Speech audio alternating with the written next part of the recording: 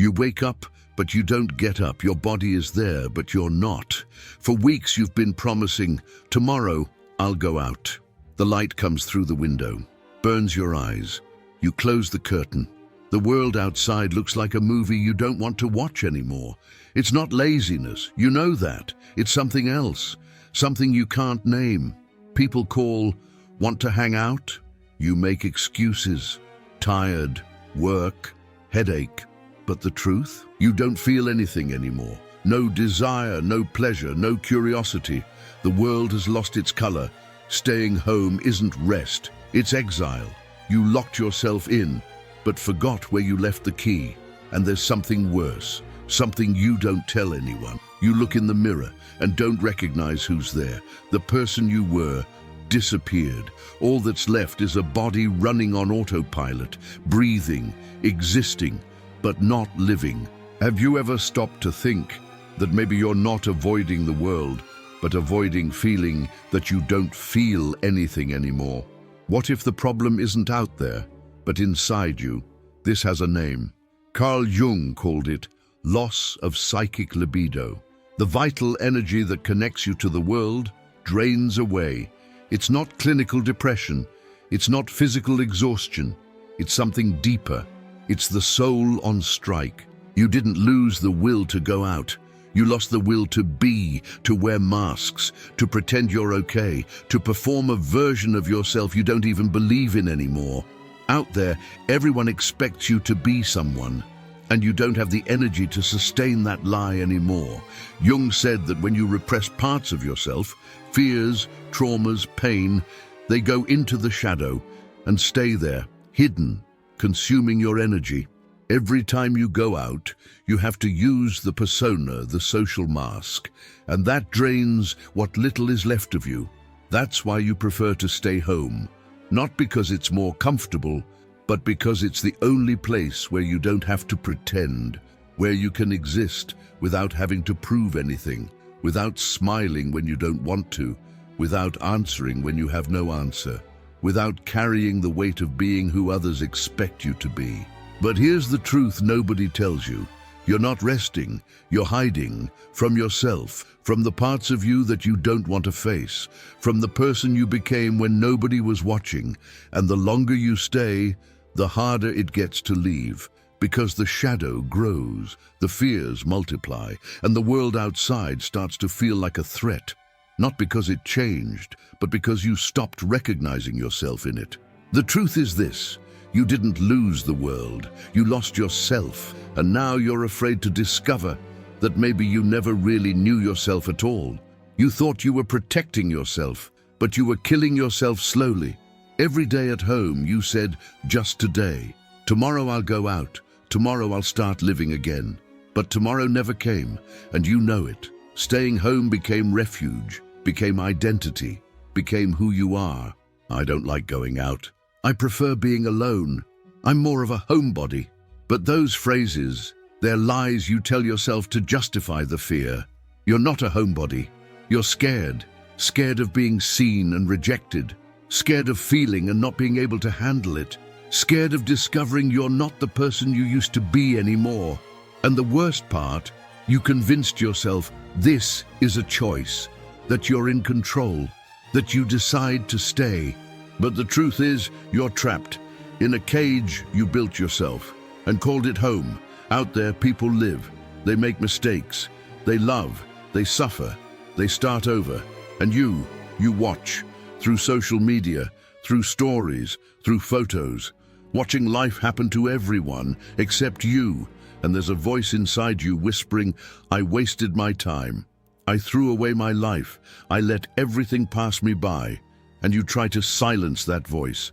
But it gets louder with every day you don't leave. You thought you were preserving yourself, but you were burying yourself alive. It wasn't the world that rejected you. You rejected yourself and called it self-care. The truth, you're not safe at home. You're suffocating.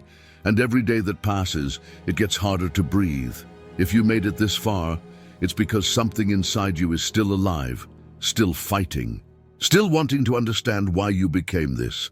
And I need to tell you something. You're not alone in this pain. Every video on this channel was made for you. For the person who feels, who suffers, who searches for answers that truly make sense. Here, we don't run from pain, we transform it.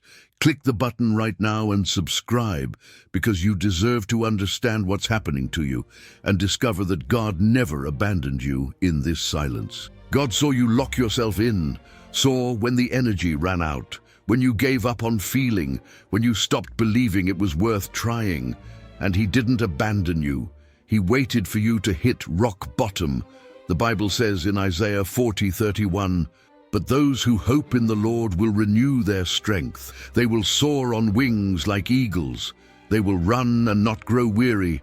They will walk and not be faint." Did you read that? Renew, not recover, not fix. God won't give you back the energy you lost. He'll give you a new one that doesn't come from you. It comes from Him, one that doesn't depend on the world making sense, but on you trusting He's restoring you. You know why you don't feel anything anymore, because you tried to live alone, on your own strength, and it ran out. Jung was right about psychic libido, but he didn't know God is the one who restores what you buried. You think God punished you with this emptiness? No. He let you reach your limit so you'd stop pretending you can do it alone. So you'd understand. You weren't made to carry the world. You were made to rest in Him. This isolation wasn't punishment, it was a calling. God pulled you out of the noise, forced you to stop, so you'd finally hear what He's saying. Stop trying, let me do it. Now He invites you to go out, not because the world but changed, because you don't need to fear it anymore. Not when He's with you. Not when He renews your strength every day. Not when He promises you will soar. The question isn't, when will I be ready? The question is, do you trust God will sustain you on the first step? Because He will.